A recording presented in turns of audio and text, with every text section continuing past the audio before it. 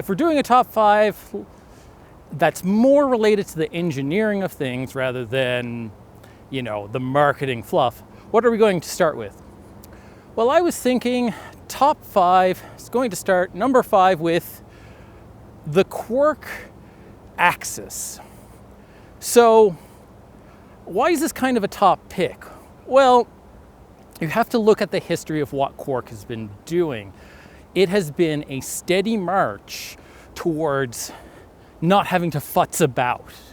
And that's really important because not a lot of people can figure out how to use these power meters. They get on the bike and they wonder why they're reading wrong. Anything on a Shimano left arm with a pinch bolt, most people don't calibrate or zero them, properly. But what has QUARQ been doing? Well, you have to go back to the Cinco and then how they changed it with the Cinco Saturn to stiffen up with a ring on the outside. And if you change chain rings, change your calibration, they create lookup tables. But what happened with Elsa and Riken and Red? Well, that generation, they really upped the game. The Omnical meant that they stiffened that ring enough so that they didn't see those effects anymore. And on the other side of things, they added active temperature compensation. So in theory, no more zeroing problems. But there was still a bit of a hitch. You still have errors from the chainring installation causing zero offset shifts. And you still had that same problem for the bolt attachment system. So D0, they changed it. They re-engineered how you attach a spider to an arm. And it was revolutionary. How they adjust the force direction by tapered bolts is frankly genius. It turns everything into what looks more like a compressive load. It dissipates well before it gets to the strain gauges, because you can pull off the chainring, pull off the spider and put it back on with almost no real impact on your zero. But it still leaves a chainring. If you unbolt and rebolt that chainring, or one of your bolts are loose, or something like that, you can still have problems. So what did they do? They machined the chainring out of the same piece of metal as the spider. Now it can't shift. So they've essentially eliminated every source of zeroing error for the users. Why is that important? Most people don't understand when and why. I mean, these are simple things, but most riders can't get it. Most riders, just can't figure out, why should I re-zero for temperature shift? I mean, you don't want to see some of the things I've seen for Garmin Vector installations.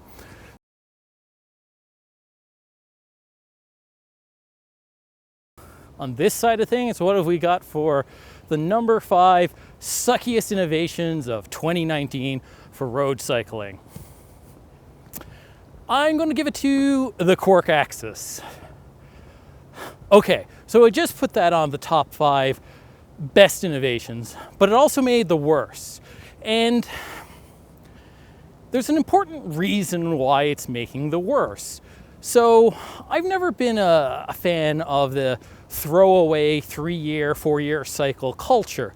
I mean, cell phones, we're talking, the 1 year, 18 months, 2 year max culture. But with bikes, it used to be something that you could have for a long time. You'd build a relationship with your bike shop. They would know you. They'd know what you're interested in. And that's kind of gone away, and for many reasons. But essentially what they did was they took a perfectly good power meter, they created an innovation that made it idiot-proof, and then they promptly decided that it can only last 1, 2, 3 years if you're really lucky. Like, if you're a heavy-duty cyclist, if you're putting in 5 or 10,000 kilometers a year, yeah, you've got 3 years on those rings, maybe. Maybe a little bit longer if you take extra care of swapping out chains early and taking care of your chains and lubing them up and cleaning them. But essentially, once those chain rings wear out, or once one of those chain rings wear out, There's nothing you can do with the power meter. It's trash, it's garbage. There's no refurbing it, there's no fixing it, there's no replacing parts. It's just a heap of trash. And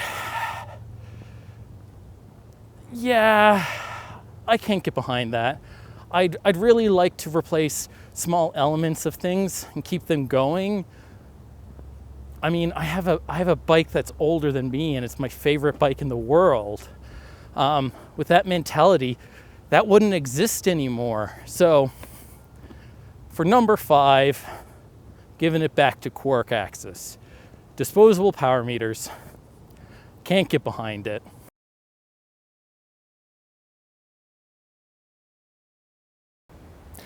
What belongs in number 4 for innovation? Well, I'm thinking cycling dynamics.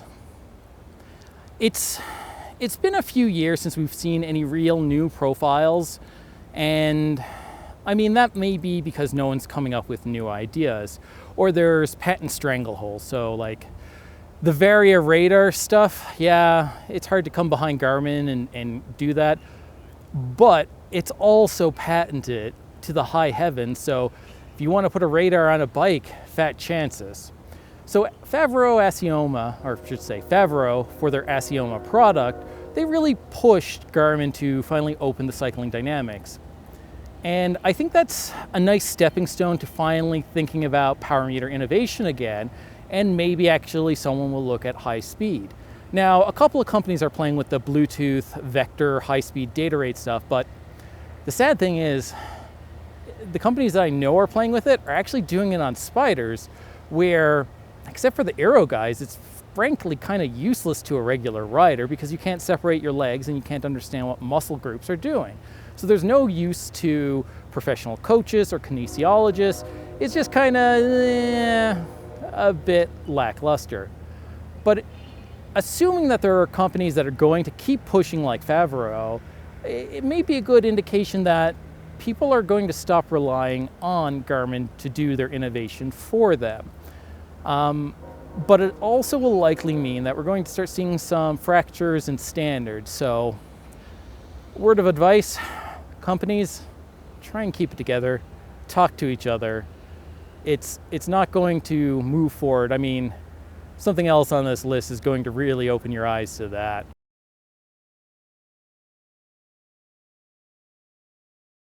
So what's number 4 this year? So for the worst cycling innovations, number 4 is disc brakes on road bikes. So you're going to have to hear me out on this. I've seen a bunch of test data, and I've seen a bunch of haphazard, weird, like GCN style, bogus tests. And what you're actually seeing is, do they stop better? Well, yes and no. But let's just take the example of you're buying a new road bike. If you buy a new road bike, maybe $3,000 with rim brakes and aluminum wheels, in almost every condition, a disc brake will not serve you better. Now, if you are, mountain biking, cyclocross, gravel biking, things where your tires can get wet, or you live in a highly hilly condition, some sort of a very hilly area like the Dolomites in Italy, and you run carbon tracked brake rims. So you run carbon track rims. In that scenario, yes, because trying to descend on carbon track brakes is not a death sentence, but it's very, very difficult after you get some heat in them. If you're using Chinese ones, not keen. They just don't use the higher grades epoxies. So yeah, in that scenario, sure, disc brakes will help you out. But if you live flat and you're running carbon wheels, you're fine. If you're running any aluminum wheels, you're fine. But let's go back to that original example. $3,000 gets you a nice road bike. Well, if you want a bike 2 kilograms heavier and $2,000 more expensive, you can buy the disc brake version. And in fact, you'll get way more spokes on your wheels to handle all that force. Great. So you want to capture that extra pointless weight that doesn't help you in any scenario, because those are aluminum rims. So you can spend $2,000 on rims. Great, but if you're going to do that, you'd probably buy the Dura-Ace one, which is still actually going to come with aluminum rims. Might as well upgrade to Di2. So for $8,000 to $10,000, unless you're going to ride around your $8,000 bike in the rain, it's no better than $3,000. So, disc brakes, not the innovation everyone seems to think it is.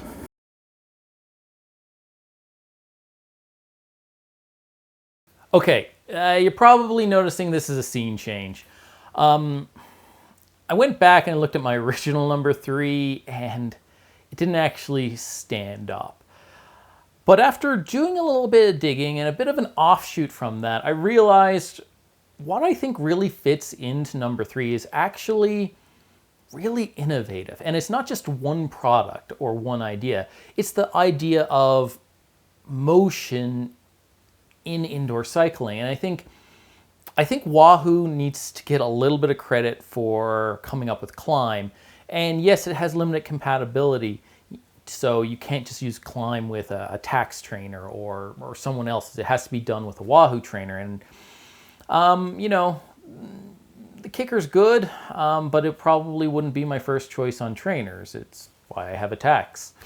But I really like the Climb. And not just that, we've seen companies trying to innovate in the motion platform space via like fore-aft motion, steering motion, side-to-side motion. I mean, you could really start just ticking off of like, you know, does this give me 1, 2, or 3 degrees of freedom?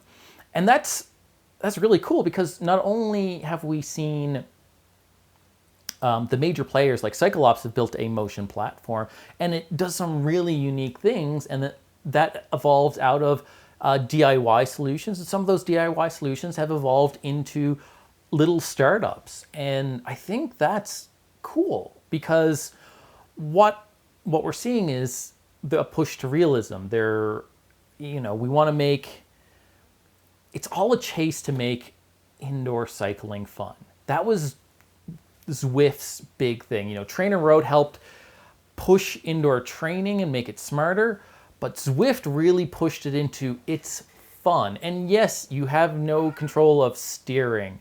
You still get to see that you're going up a hill. And there's something about going up or down that it changes your perceived intensity.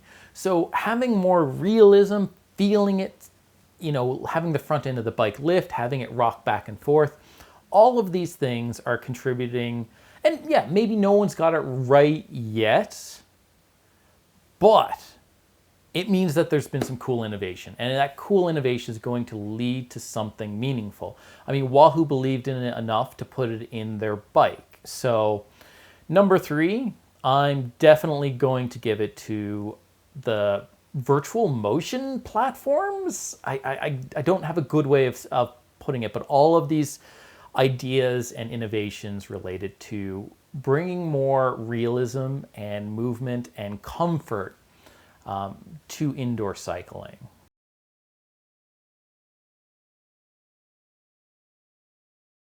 All right, number 3 on the suckiest innovations of 2019 for cycling. FREEHUBs. Doesn't sound that important. And if you talk to a lot of the reviewers, they still don't get that it's important. Ears are getting cold. So there's actually way more FREEHUB standards, and let's talk road bike first. So there was Shimano, like, I'm not going to go too far back, but Shimano like 8, 9, 10 was a thing, and then they made it 1 millimeter wider, called it 11, obsoleting all sorts of hub compatibility. You always had kind of Campagnolo going along, trucking along. I think it might be back to 6, but I know it's at least 7. So 7, 8, 9, 10, 11, and 12. Yeah, that's right. It is huge compatibility. You can go back a couple of decades or more for Campagnolo compatibility. But then what's happened this year? Well, cassette spacing has changed. You've got QUARQ axis coming out. They use different roller diameters, so there's less cross compatibility. A lot of people were using SRAM with Shimano, and that generally works because they're only like 0.1, 0.05 millimeters off per sprocket. But Campagnolo wasn't, and that means Campagnolo is not Shimano SRAM-ish compatible. Okay, but what else we got? Microspline. Microspline launched a little over a year ago for the mountain biking realm. And guess where it's coming? The road biking realm. And guess why it's coming? Because Shimano couldn't make a 12-speed cassette fit on their 11-speed only bodies. Great. So SRAM decided to go 12.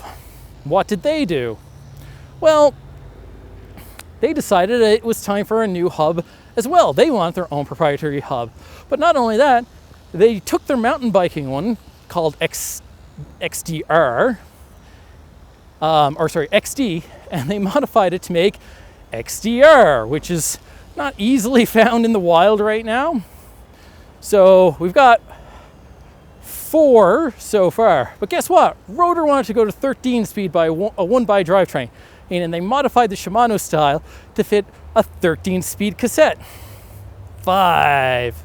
Now you throw in like through axles and, you know, standards and compatibility. It's like you've got 6 or 7 different spacings. You've got 5 different free hubs. And not even to mention that these are all coming out of the through axle nightmares where we're only finally settling 3 standards in. Take mountain bike, adjust mountain bike, and then redesign road bike. So it's going to be a bit of a mess because when Shimano makes 12 speed, and it's not going to be compatible with Campagnolo, I can guarantee you that, and it's not going to be compatible with Axis 12 because they used a different roller diameter, which means you will destroy your sprockets. What comes out of the box on a Wahoo kicker? Yeah, no one thought about that.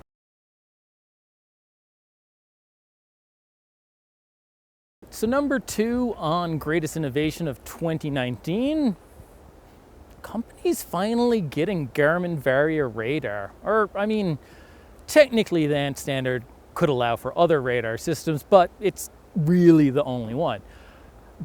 And it's interesting to see how quickly this caught on, and I think it really started with that anecdote of, I can't remember if it's GP Llama or Ray Maker, about how someone came up to a booth and says, can this receive Varia radar? And they said, no. And then the guy walked away and was like, well, I don't care for it. I just don't want it.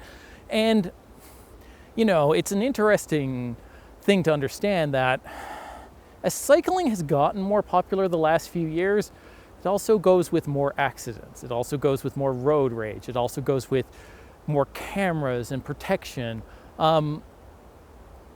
And kind of over this last year, we've seen so many companies that have decided to adopt and finally implement Garmin Varia radar. I keep saying that, just the radar profile. And it's in some places, like here in Calgary, I could see it as pretty useful at times. Like if I'm trying to get out of the city especially, or if I'm not using the bike paths, like the one that I'm right next to, if I'm not using these things, then yeah, Varia radar is really beneficial. And in fact, it may even just be beneficial in most places. You know, if you're in the middle of nowhere and cars not coming that often, especially with more lower noise vehicles, electric vehicles, they can feel like they snuck right up on you. Or out here in the countryside, near the wheat fields, they seem to absorb all of that noise.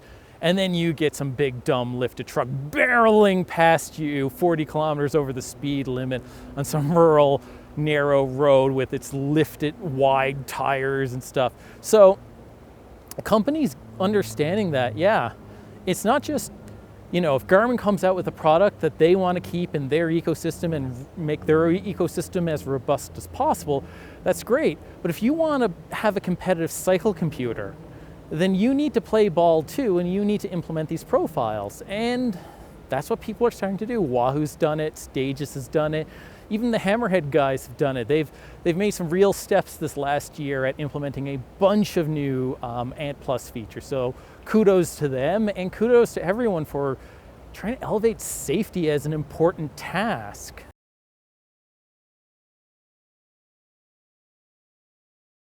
We're down to number 2 at suckiest innovations in cycling. And as a Canadian, going to break my heart a little bit to say this, but CERVELO ASPERO. So there's actually nothing wrong with the bike. They messed up in marketing. They messed up in marketing so bad that they added a whole bunch of consumer confusion.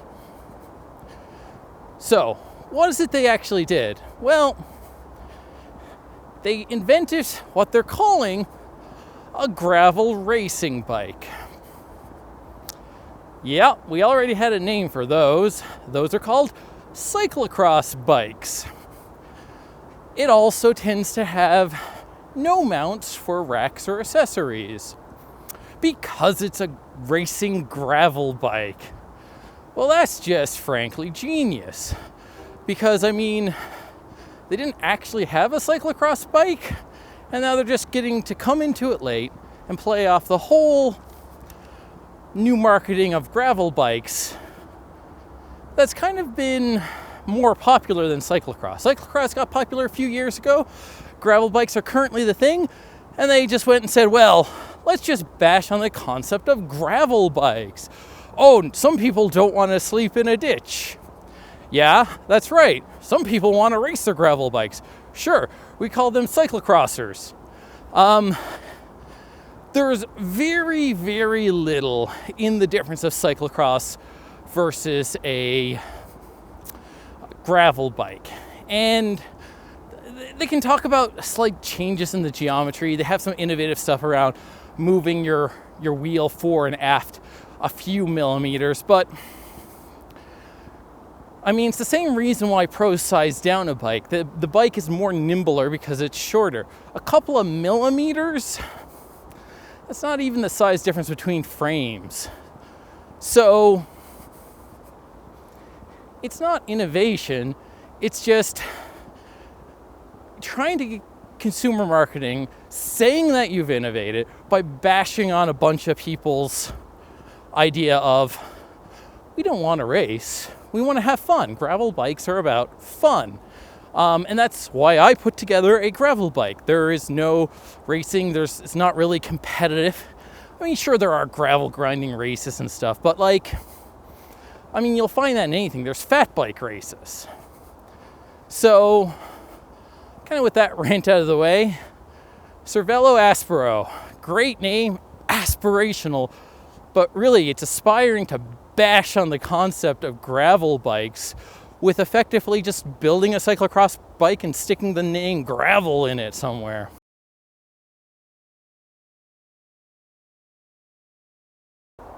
So what's been the worst innovation this year? Well, I've actually already covered this extensively, and one of the kind of big reviewers in this field has also covered it. Shimano FC 9100. Anyone's power meter on, including Shimano's. This is important. This one's a big one. This one shows the integrity of companies, or really the lack thereof. I mean, I got pulled into it when Shane Miller, colloquially known as GP Llama, sent me an email and said, look, Keith, I've seen some of the stuff you do. I know you were involved in stuff in the past. What's going on with this crank? So I spent days running analysis. And yeah, I mean, it's the same problem as the previous generation, but they made their aesthetics so wacky without thinking about the engineering behind it, without thinking about how it could affect power meter technology, and they had everyone's power meter out at that point, even ones that weren't really truly commercially released. They had access to them through Teams. And so, x-rays and photographs and disassemblies, they went on, and they still thought, well, we're going to move ahead with this crank design because whatever. And they knew it was bad. And everyone kind of talking about how, oh, we'll fix it in the firmware, we'll fix it in the firmware. Sometimes you can't fix inherent mechanical flaws in the firmware without going into estimation algorithms. Then it's kind of like a power pod. It's just an estimator. It's wrong most of the time. On average, it might do something okay. But that's what they've done. They've blamed that, and I got pulled into it. I didn't mind. I actually quite enjoyed it. Because anytime that I can share that knowledge, I think that's kind of cool. But companies, oh man, zero integrity on this one. I don't think any brand really stood out and admitted the fault or flaws in the arm. And it might just be, if they go pointing arms and elbows and fingers and toes over at Shimano might not want to be so keen to sell them crank arms anymore. So they shut up. But rather than doing a more honorable thing and stop selling them, well, they need a product in that tier, or they need a product in that market. Great. I think this whole debacle has really shown which companies have had integrity. And not many. So my suggestion, if you're okay with look pedals, buy one of the kind of top two picks, the GARMIN Vectors or the Asioma. If you really want good accuracy, like you don't really care about these new features, QUARQ D0s. Still not sold on that whole integrated chainring thing or changing the roller size on their 12-speed and hubs and all that. But yeah, the D0s, I'd stick with them. But I feel really bad. I feel bad for the people who purchased because of historic evidence that these companies were respectable, and now they have the buyer's remorse of people who are criticizing their purchases. And they feel bad. They feel like they're being personally attacked for their choices. It's not. And these people, they lash out. I've had people lash out at me about some of the analysis I did and how I'm wrong. And it's fine. Here, take the FEA analysis. Do it. Check it. I have no problem doing that. But I'm sorry you made a bad choice. You should be asking the company for your money back.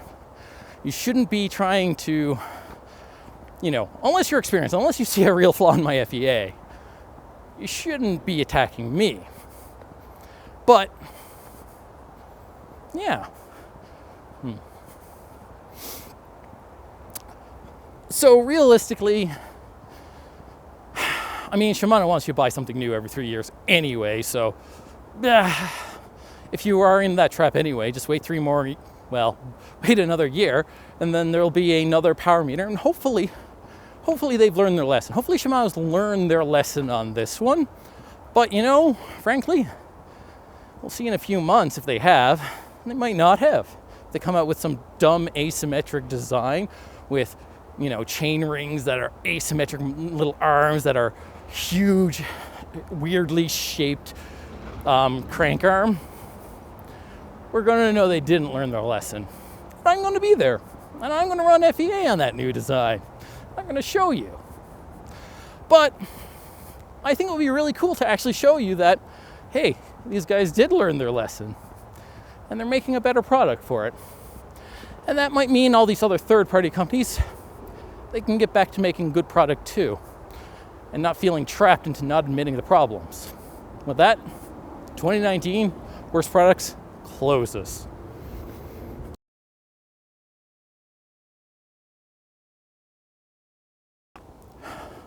All right, guys, so that's leading us to number one, the number one innovation for 2019.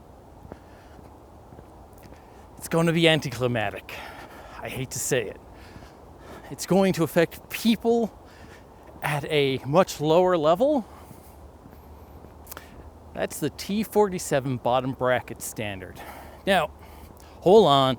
Yes, T47's been around for quite a while, but it's not been implemented by the mainstream guys until now. Trek is replacing probably the worst bottom bracket standard ever conceived with the evolution of one of the best bottom brackets ever conceived. So they are going from what I would say is the worst to probably the best modern. And it's not a huge leap above threaded bottom bracket standards. It really isn't. It's just a bigger version, so you can put in those bigger axles. Maybe that's enough. But if you buy a bike, say a Trek next year, and it has a T47, you can be guaranteed that you will likely have almost no problems. Assuming in an aluminum bike, yeah, definitely, easily, because it's hard to mess up threading a tube. You can do it, but it's hard. But with carbon, if they do a full shell insert, then again, hard to mess up threading a metal tube. If they do two individual pieces that can be misaligned, it's not going to be as good. It's going to be better. Not only that, it's going to be easier to check. Be able to just put a mount and then be like, yep, no, that's wrong. So easier to diagnose problems no matter how they implement it. They implement it well. Man, no more creaky bottom brackets. Well, yes and no. I mean, there's always going to be the bad bottom bracket designs. I mean, if you think about it, if Trek is doing this, other companies will start to follow, hopefully. Because if they're trying to deal with all of these warranty issues, and especially where they offer, if you're their first customer, if you buy that bike new, it's a lifetime warranty on that frame. I mean, people are going to get pretty upset 5 years into owning their bike when they don't want to actually replace it, be with a creaky bottom bracket. And Trek is going to have to, enlarged bearings is the first route. Then the second route is to ship it away and they mill it out and then they put in a sleeve. But like, this solves all those warranty problems. And warranty shipping is expensive. So hopefully other brands will follow and there'll be less creaky bottom brackets. And I think for 2019, where we've had 10 years of terrible creaky bottom brackets, misalignment and issues, that's a pretty big innovation, I think. So something you won't see, you won't notice, hopefully, because you're probably noticing the problem today. With that, that's the top picks of 2019.